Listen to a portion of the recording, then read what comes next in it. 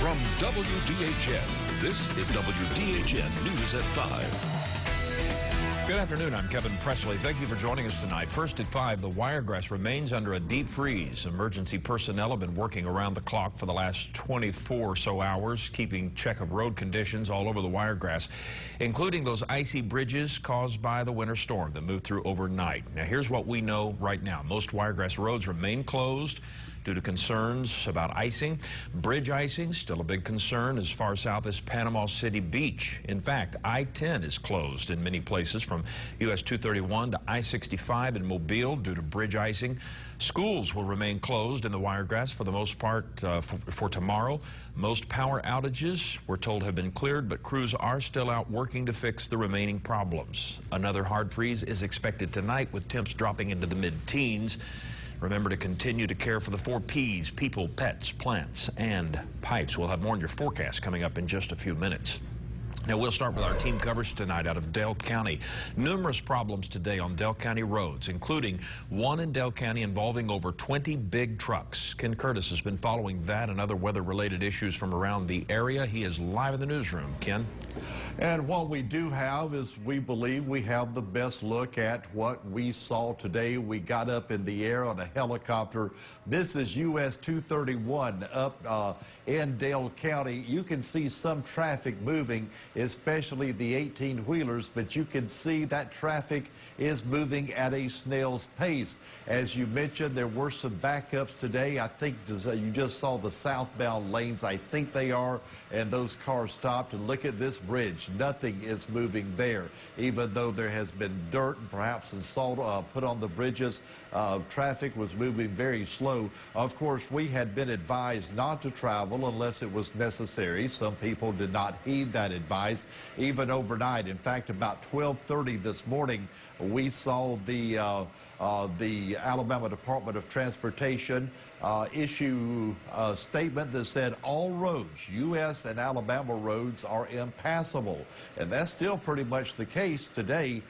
You can see a lot of people probably regretted that they took to the highways after they encountered the problems. Of course, this is aerial views out of Dale County.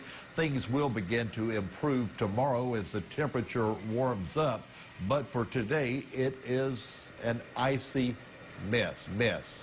So remarkable videos showing what it looked like in South Alabama.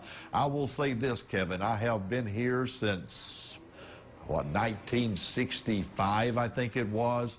I've never seen anything like this before. Just remember, stay off the roadways. They're trying to get everything back to normal. The best friend is going to be warmer weather, and that best friend will come with us tomorrow. You know, our friends up north, they're laughing at us because we got so little ice and snow, but it's really no laughing matter because we're just not prepared to handle it. Yeah, and I would say this, you know, if they're laughing in Ohio and Indiana and Nebraska, you know, all right, you know, we don't have snowplows down here. Let's send them a hurricane and see how they react. Exactly. But let's, you know, let's compare apples to oranges here. That's exactly right. Ken Curtis, live at the newsroom. Thank you. In Houston County now, power crews braved the wind, rain, and sleet, working all night and into today, restoring power to homes in the Wiregrass. Wiregrass Electric says all service areas were affected, but Houston and Geneva counties were hit the hardest. Crews restored power to several areas. The battle, though, is not over. The weight of ice on power lines and tree limbs could still cause more power outages throughout the day. You know, we could again have other additional outages that come up, and if those do happen, then you know we'll be there and ready to attack those and get those repaired as soon as possible. Wiregrass Electric reminds you, if you see a downed power line, do not touch it. Give them a call. You should also contact them if you have a power outage. Well, things have run pretty smoothly here today in Houston County, despite the cold weather and road concerns. One person who's been watching this all along is County Commission Chairman Mark Culver. Mark joins us now. I left here about 11:30 last night, headed home. Power crews were out working. They're kind of the heroes of this thing. They are, and we can't say enough about them. I know there are still people that are without power. So those folks may not be real happy, but considering how many we had, my power went off about midnight. It was back on at about 4.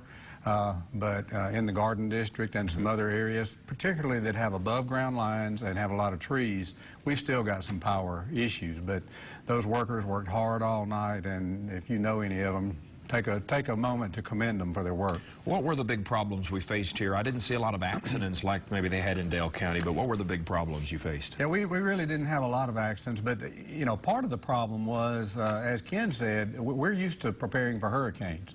You know, we're not used to preparing for snow and ice and the kind of things we have here. And everybody was excited about the snow, and today have been complaining because we didn't get enough, but we weren't really concerned about the snow. The icing was the concern.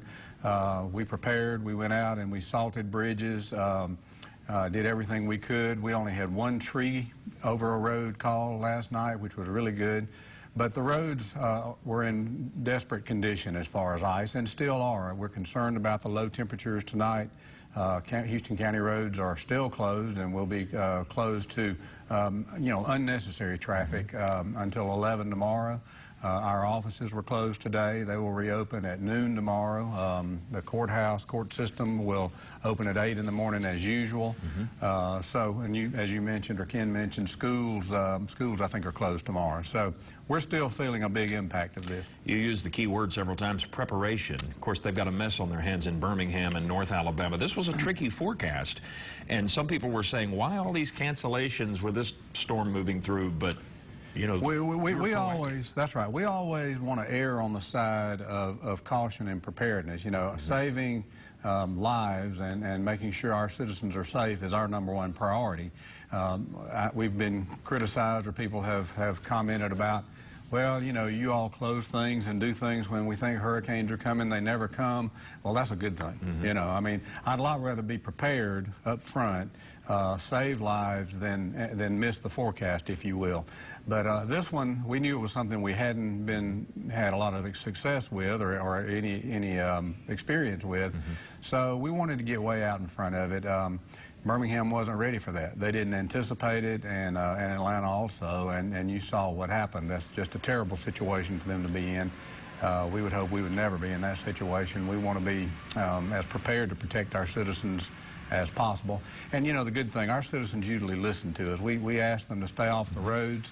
And if you went out today, you know, it's Wednesday and there was nobody on the road. It's a ghost town. It was. And I just can't tell you how much we appreciate that. That helps our folks stay safe. Well, good job navigating through all of this. And Chairman Culver, we appreciate you for spending a few moments with us. Yes, sir. Glad to do it. All right, thanks. Well, as Chairman Culver mentioned, the winter storm has had an impact on schools with cancellations and so forth. As we told you in our opening, school has been canceled for just about everyone tomorrow in our area. There are a few exceptions. The best way to keep up with the latest information on school closings, go to our website, dothanfirst.com, or follow the crawl at the bottom of your screen.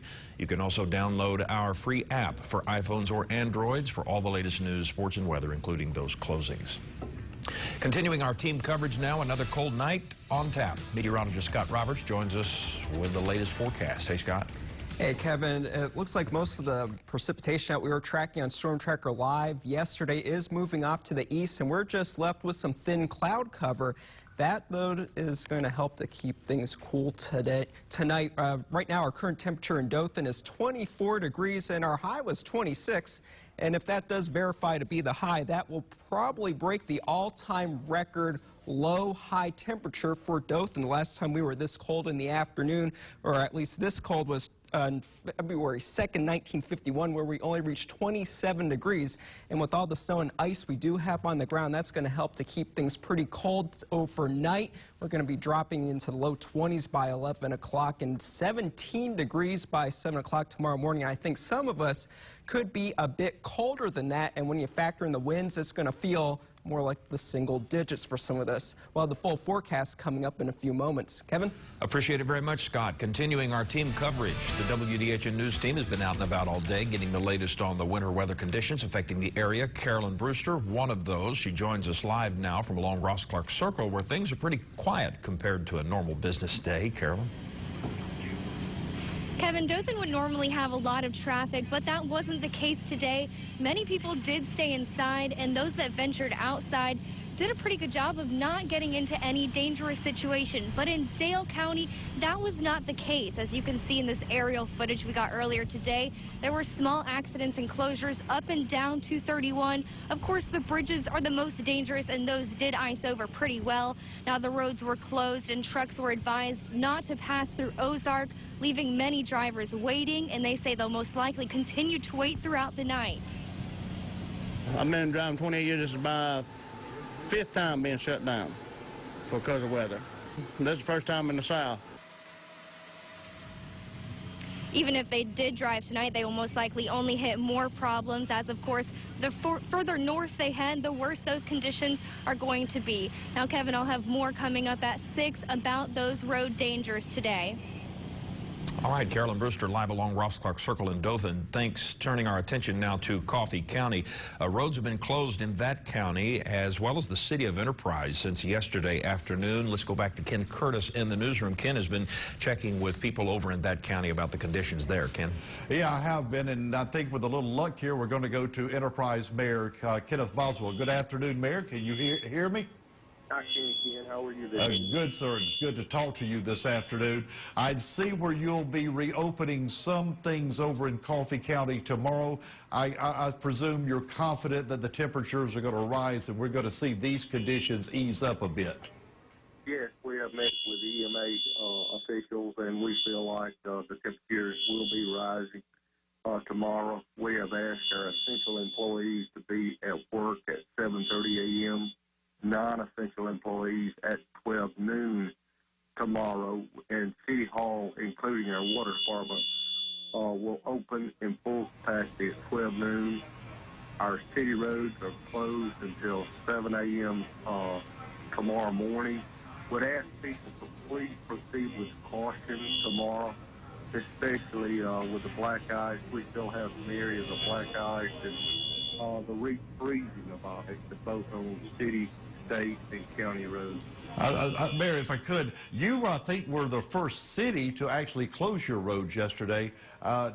In retrospect, was that a good decision? We do believe that that was a great decision, simply from the standpoint of making sure that the traveling public adhered to the precautions, and it appeared that they did last night. Early this morning, we did see some traffic accidents later on in the day, but nothing of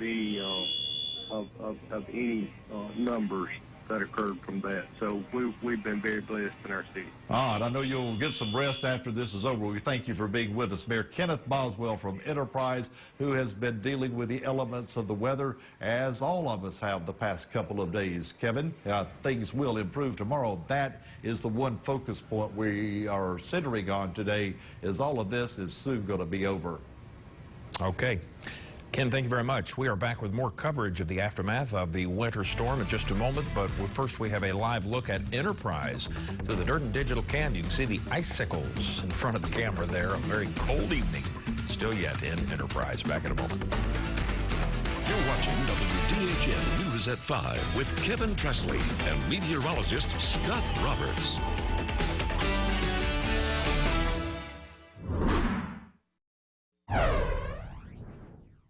One of the hardest hit areas in all of this, Dale County. A number of traffic accidents, frozen roads in that area. The city of Ozark greatly affected by this storm. Let's go back to Ken Curtis in the newsroom. Ken? Yeah, actually, we looked at that video shot from the helicopter earlier today up in Dale County, and that's some of the most provocative video we have seen throughout all this. There's another look at it again. I think now I have Mayor Billy Blackwell of Ozark on the phone.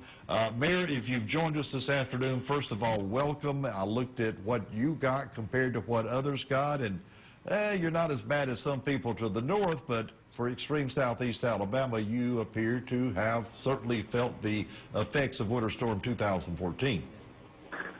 Certainly we have, Ken, but we were very fortunate here in Ozark.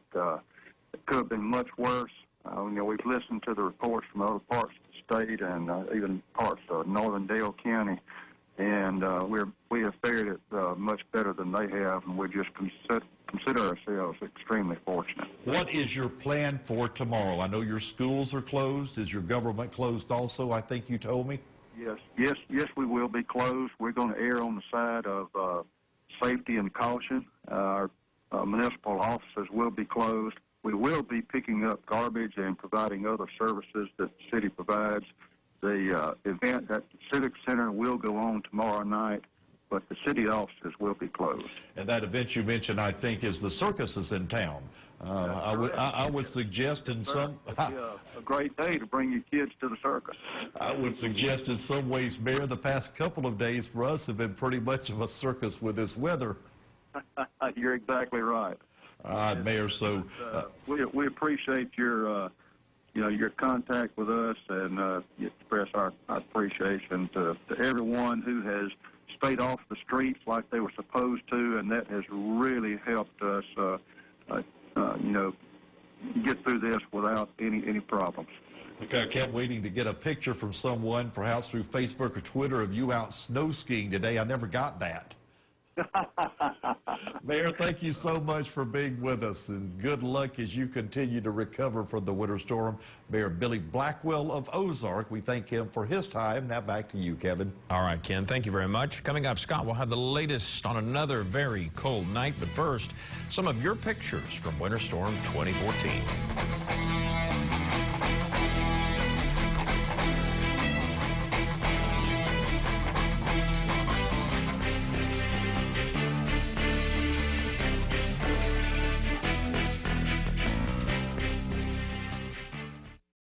WDHN Weather, brought to you by Mike Smith's Automotive Collision Center. Now, your forecast with Storm Tracker Live.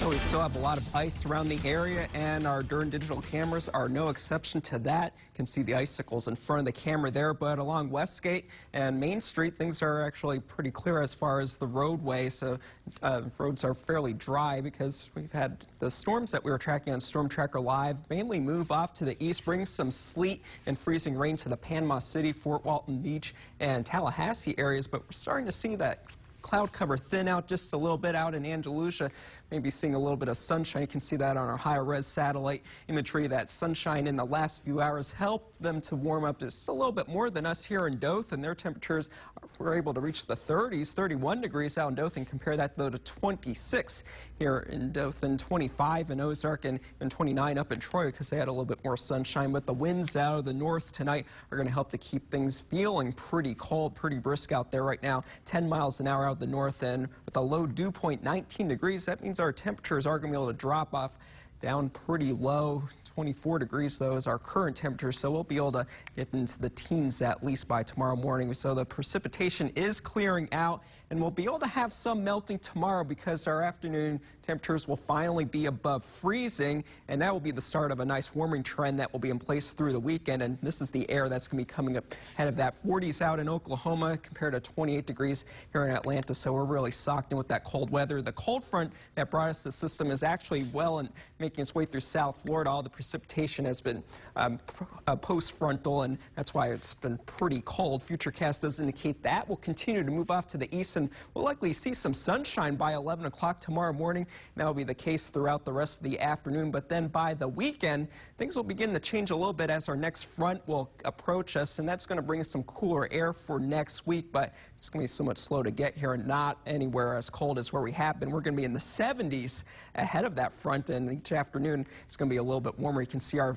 air mass tracker on Futurecast indicating that a very warm air mass is just going to be off to our southwest by Friday afternoon. So tonight we're going to get pretty cold, 17 degrees for our low temperature, but warming up into the 40s likely. Some of the more northern locations might be a little bit cooler.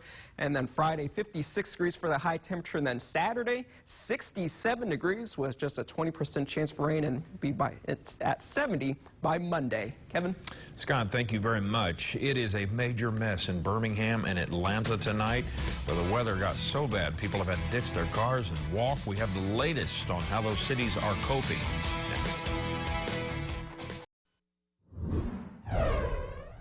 Weather woes all over the southeast. Panama City beach residents saw a very rare sight this morning. Hathaway Bridge, which connects Panama City to Panama City Beach, was closed due to icing. There were other major issues with bridges coming into the world's most beautiful beaches from PC all the way to Mobile. The bridge on and along I-10, bridges I should say on and along I-10 were also having major icing issues. Overnight in Santa Rosa County near Baghdad, a 15-car pileup was reported on the Blackwater Bridge. Another night of road concerns are expected in northwest Florida before things start to warm back up. Travel issues continue for Birmingham today. Cars are parked everywhere on major roadways after drivers gave up and walked away to try and seek help. Tow trucks were called in this morning to try and move as many cars as possible out of roadways, but the plan is taking time, and road conditions haven't improved very much throughout the day. At one point today, a helicopter was landing, picking up stranded passengers, then taking them home. Governor Bentley spent much of the afternoon in central Alabama looking at the problems. Georgia under a state of emergency as the winter storm blasts through the deep south. In Atlanta, city officials trying to explain how the storm brought the roadways in the city to a complete stop. It left drivers stranded on highways into the overnight hours. Police report over 900 accidents have occurred on city streets and freeways. The mayor, Georgia governor, they're all taking heat for the response. The governor pointing the finger at the National Weather Service, saying that the snow is predicted for farther south than Atlanta. The governor did call in the National Guard to help rescue stranded people. About 50 Atlanta school children were still stuck on buses early this morning. Those students had gotten on buses to get home shortly after noon Tuesday, but treacherous road conditions coupled with gridlock traffic made that impossible. Much more on all of those angles coming up on World News. We're back in just a moment. Very low temperatures tonight, spelling trouble. Yeah, dangerously cold, and that means the ice is not going to melt until tomorrow afternoon at the earliest. 42 degrees for the high, and that will signal a warming trend that will be with us for the rest of the 5-day forecast period. We'll be in the 70s. You won't even know there was a winter wonderland. All right, thank you very much for joining us. ABC's World News is next. They'll have more coverage of the winter storm's effect on places like Atlanta and Birmingham. We're back at 6 o'clock with more local news.